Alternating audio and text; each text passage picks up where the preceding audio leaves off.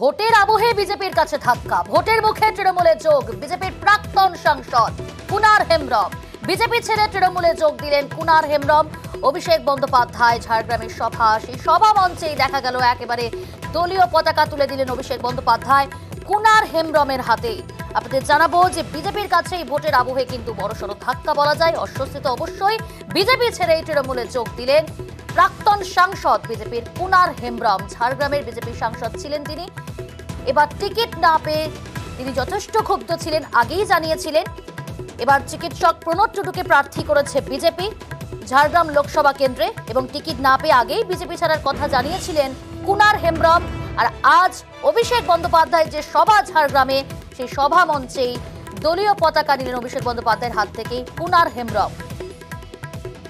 Kunar Hembram BJP ছেড়ে আজ তৃণমূলে যোগ দিলেন, এবং শুধু যোগ দিয়েই তার আদিবাসী সমাজকে তিনি প্রাধান্য দিয়েছেন, এবং শুধু তাই নয়, বিজেপি আদিবাসী বিরোধী বলেই তোপ দাগলেন কুনার হেমব্রম।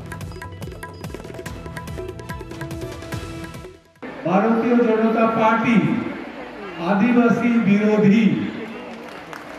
আদিবাসী বিরোধী এই জন্য আমি বলতে চাইছি, আদিবাসীর সত্তা, আদিবাসী আলাদা করে আদিবাসীদের মানে আইডেন্টিটি স্বীকার করতে চাই না। এই জন্য আদিবাসীদের জঙ্গলবাসী, বনবাসী ইত্যাদি আখ্যা দিয়ে দিচ্ছেন।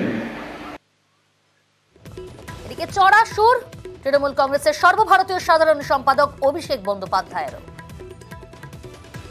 11,700 ভোটে ভারতীয় জনতা পার্টি এই সিট থেকে জিতেছিল।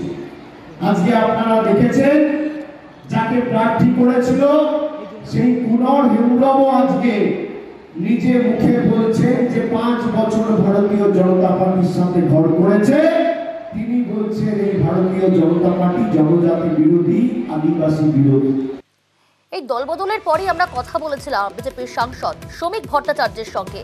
তার প্রতিক্রিয়া, তার এই দলবদলের জন্য অর্থাৎ কুনার হেমব্রম তৃণমূলে যোগ দেওয়াতে ফলাফলের কোনো প্রভাব পড়বে না। মানুষ বর্তমান নিয়ে চিন্তিত, প্রাক্তন নিয়ে নয়। আমাদের দল যাকে প্রার্থী করেছে এবং মানুষ যাকে নির্বাচিত করেছিল, তিনি তার রাজনৈতিক অবস্থান বদল করে ফেললেন। এটা আমাদের মতো দলে অনভিপ্রেত। বিজেপি একটা সংগঠিত রাজনৈতিক দল, নির্দিষ্ট রাজনৈতিক অবস্থান এবং নির্দিষ্ট কর্মসূচি, অভিন্ন লক্ষ্য রেখে তারা রাজনীতি করে, এবং আমাদের কর্মসূচি, আমাদের চলার পথ সেইটাই। নির্বাচনও আমরা তার উপরেই ভিত্তি করে লড়ছি।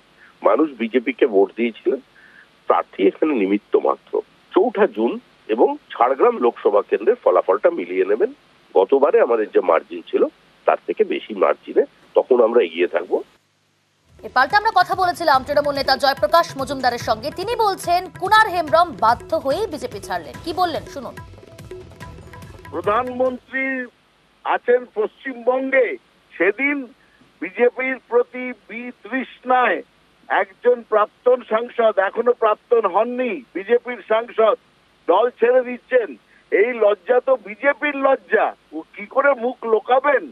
আসল কারণটা হচ্ছে বিজেপির কাছে পেছিয়ে পড়া যারা লোকজন, এসসি, এসটি, ওবিসি, আদিবাসী, তারা কেউ বিজেপির কাছের লোক হতে পারে না। কারণ বিজেপি ব্রাহ্মণবাদী একটা পার্টি এবং তারা এদেরকে ঘৃণা করে। তাই সেই জন্যই কুনার হেমব্রম আজকে সেই পার্টি ছাড়তে বাধ্য হয়েছেন।